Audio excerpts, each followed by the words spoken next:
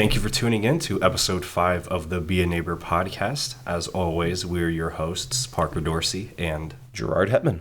And today we are joined by a special guest, none other than, please introduce yourself, good sir. Thom Welby, currently serving as state representative in the 113th Legislative District. And lots of other things before that, right? So, West Sider. Many things, most of all. Very good. Well, it's a pleasure to have you here, sir. Thank you for coming in. We know you're a busy man. Lots going on in the neighborhood and throughout the district. Lots going on in Harrisburg. And, you know, you are at the forefront of so many good things in your current service and prior to this role in many other capacities. So we'll start just by asking, in this way, so many people know you well. They know the face, they know the name, they know the true heart of a community champion, I think. When we think of you, somebody like that, that's who we think of. So, but tell us a little bit about your personal background, maybe growing up in the neighborhood, some memories, and, how you kind of evolved from your earlier days through your career to now in just a few sentences. Oh, a few sentences, boy. First, thank you for letting me come in and be your guest. NeighborWorks from day number one has had a special place, not just in my heart, but throughout the region, and not limited to West Side for sure. The things that you've been doing in helping people and growing the neighborhood, cleaning up our neighborhood, and also helping to a lot of the residents of the area stay in their homes.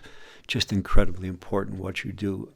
And volunteering, which you have so many people doing, and you yourselves are employees of NeighborWorks, but outside of your employment, you're working 24/7 volunteering as well, which is really great to see everyone doing. And I came from a family of 13 kids growing up in West Scranton, and it's as has always been described amongst my friends as a typical Irish Catholic family on the rhythm method, giving new meaning to Irishmen have no rhythm. But it was terrific growing up in this neighborhood. It's funny, back then when I grew up in the 50s, if you could say I grew up, and then into the 60s, we considered the neighborhood not just to be West Side or Lincoln Heights or whatever, but the parish, and we considered our area to be the neighborhood of St. Anne's Parish. And in our parish, we had a couple of other families that had 10, 11, 12, 13 kids, and they were the McHughes and the Coynes and the Hearns.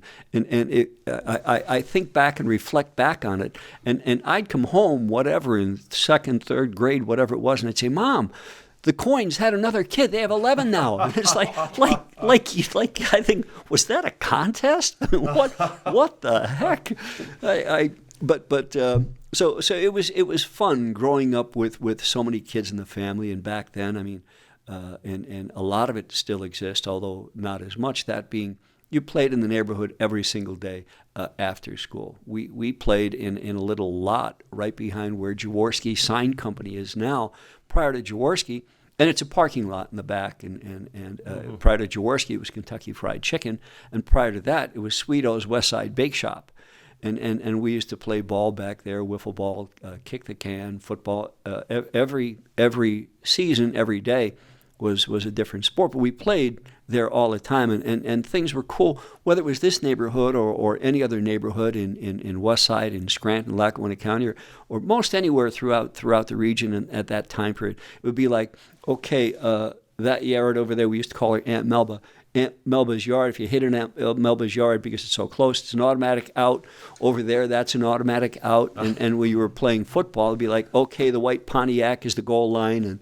And it was fun. We played like that every single day after school, and it was always something going on. And it was great growing up like that and having the brothers and sisters to fight amongst. But if anyone outside the family fought with one of the brothers and sisters, well, then you fought with all 13 of us. But it was fun. It was interesting, and there was a lot of support from all the neighbors, too. And all the neighbors knew you. And for us, they didn't have any first names. It was there's Mr. Soltis, Mrs. Soltis. It was always Mr. and Mrs. Sure. And it was like, Tommy, I see you. I know what you're doing there. Yeah. But it was good. It was neat growing up in that kind of a setting. my dad was a supervisor in the post office, and he became sick around 1967 and with leukemia. And it took about 2 years, but in February of 69, he passed away. And my older brother, Jimmy, had just joined the Navy, and my sister had just gotten married, so I was the oldest at home. And it was tough. And I think back, for my mom, I just can't imagine being a single mom with 11 kids. 11 kids. That is true, But yeah, we reflect back and thank the Lord that she didn't drown half of us, which I probably would have if I had 11 of me.